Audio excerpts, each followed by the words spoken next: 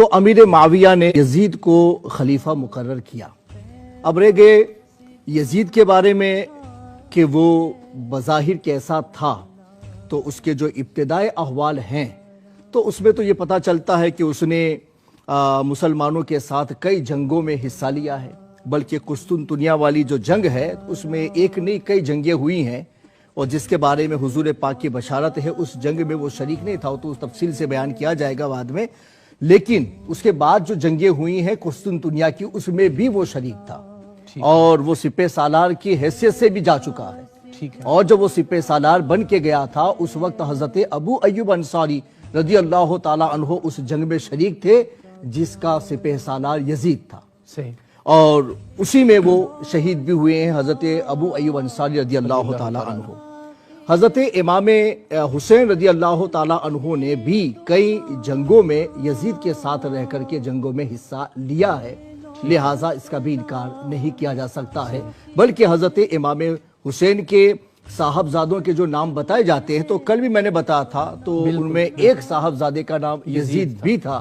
یہ اور بات ہے کہ اس یزید کی طرف نسبت کر کے نہ ہو تو اس کے آگے حضرت عمر فاروق اعظم کے جو بھائی تھے ان کی طرف نسبت کر کے ہو تو یہ اپنی جگہ پر بجا ہے۔ لیکن امیر معاویہ کے جو بھائی تھے یزید بن سفیان، تو ان کی طرف نسبت کر کے، لیکن یزید کا نام ان کے بیٹوں میں بھی رہا، اس لیے یہ تو نہیں کہہ سکتے ہیں کہ بالکل ہی گیا گزرا انسان تھا کہ جس کے سپہ سالاری میں صحابہ کرام نے جنگوں میں شرکت کی اور فتح و نصرت حاصل کی۔ بڑی اہم بات کی آپ نے حضرت، جی، تو اس وجہ سے یہ نہیں کہہ سکتے۔ ہاں اس کے دل کے اندر کیا چھپا ہوا تھا وہ کوئی نہیں جانتا، اللہ کے سوا کوئی نہیں جانتا تھا، اور دلوں کے اوپر فیصلہ کرنے کا اسلام نے حکم دیا بھی نہیں ہے۔ یعنی منافقت کی نشانی ہے ظاہری طور پر، اس کا مطلب ہے وہ جنگوں میں بھی شریک ہوتا تھا، تو صاف ظاہر ہے ایسی اولاد کو جو ظاہری طور پر ایفرٹ کر رہی ہے دین کی خاطر، جیسے حضرت اسامہ جنگ میں گئے تھے، ایک کافر آپ کے سامنے آیا اور جب آپ اس کو تلوار مارنے لگے تو اس نے کلمہ پڑھ لیا، پھر بھی آپ نے اس کو مار ڈالا۔ رسول اکرم علیہ الصلوۃ والتسلیم سے کہا تو حضور پاک علیہ الصلوۃ والتسلیم بارہا کہتے رہے کہ کیا تم نے اس کے دل کو شک کر کے دیکھا تھا کہ اس نے ایسے ہی کلمہ پڑھا ہے؟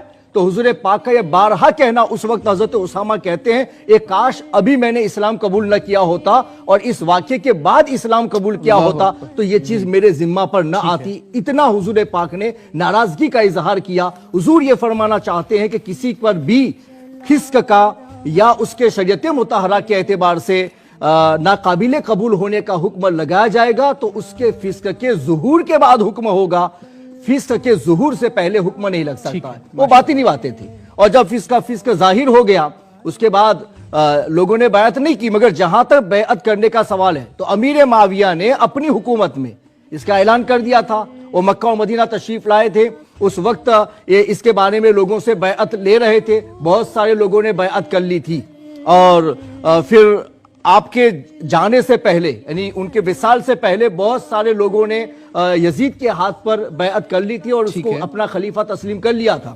صرف حضرت عبداللہ بن عمر، حضرت عبداللہ بن عباس اور حضرت عبداللہ بن زبیر اور حضرت امام حسین، ان چار لوگوں نے خلاف اس کی بیعت کو تسلیم نہیں کیا تھا، اور امیر معاویہ سے کہا تھا کہ ہم اس سلسلے میں ابھی سوچ رہے ہیں اور بعد میں آپ کو اطلاع دیں گے۔ لیکن روایتیں بتا رہی ہیں، تاریخ الخلفاء وغیرہ میں اس کا ذکر موجود ہے کہ حضرت ابن عباس نے بھی بیعت کر لی ہے بعد میں، اور حضرت عبداللہ بن عمر نے بھی بعد میں بیعت کر لی ہے، صرف حضرت امام حسین اور حضرت عبداللہ بن زبیر نے بیعت نہیں کی ہے۔ ٹھیک ہے، اور حضرت امام حسین سے جب بیعت کا مطالبہ کیا گیا حضرت امیر معاویہ کے وصال کے بعد میں، تو آپ نے کہا کہ میں چھپ کر کے بیعت نہیں کر سکتا ہوں، میں علل اعلان کروں گا تو علل اعلان کروں گا۔ پھر آپ مدینہ چھوڑ کے مکہ کی طرف تشریف لے گئے حضرت عبداللہ بن زبیر کے ساتھ میں، اور پھر وہاں رہے چند دنوں کے بعد، اور پھر اس کے بعد میں جو آپ کا سفر ہوا۔ لیکن یہ کہنا چاہتا ہوں کہ صحابہ کرام کی موجودگی میں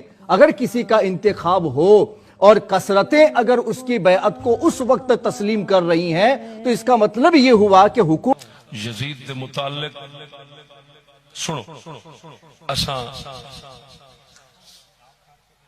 حدوں نہیں ٹپنا۔ یزید کو پلیت کہنا ہے، رحمت اللہ علیہ کہنے والے، سیدنا کہنے والے ناس بھی ہیں، وہ رشید ابن رشید کتاب لکھنے والے ملعون ہیں۔ بات کو سمجھنا، حقائق کو سمجھنا چاہیے.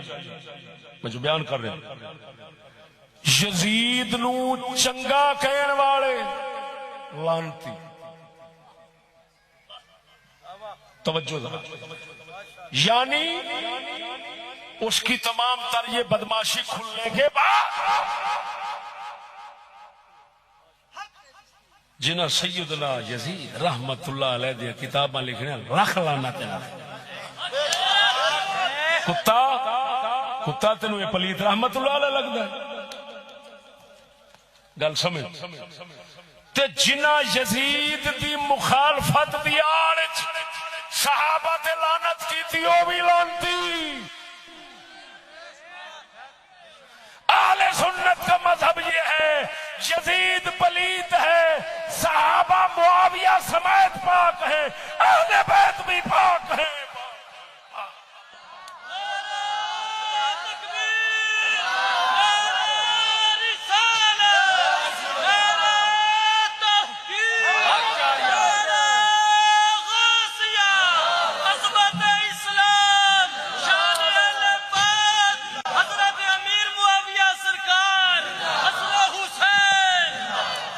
سمجھ لگی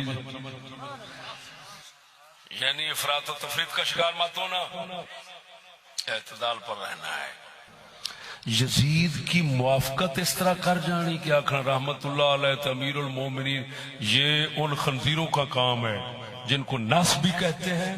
انہوں نے کتاب رشید ابن رشید لکھی ہے, وہ ملعون ترین ٹولہ ہے. ایک وہ ہیں جو یزید کی مخالفت کی آڑ میں صحابہ پر تبرہ کرتے ہیں, حضرت معاویہ کو بھونکتے ہیں, یہ بھی لانتی ہیں. رحمتی ٹولہ کون ہے؟ سلطان باہو ورگا. او کی کہندے نے یزید پلیت, اے بھی پاک نے, اے بھی پاک نے. میری گل نہیں سمجھا, اے ساڈا مذہب ہے. اینو کہندے نے اعطاء حق, اعطاء کل ذی حق حقہ, ہر حق والے کو اس کا حق دینا. اہل بیت دا حق سی ناچیز ہو دیتا ہے, صحابہ دا حق سی ہو دیتا ہے, سیدنا معاویہ دا حق سی ہو دیتا ہے, ادھروں یزید پلیت دا حق سی اے انہوں میں دیتا ہے. لہذا ہر ایک نو کینڈے تے رکھنا اے ہوئی دانائی اور اہل سنت و جماعت دا دستور ہے. پروردگار عالم سونے محمد کریم دا صدقہ اس مذہب حق دے قائم و دائم فرماوے.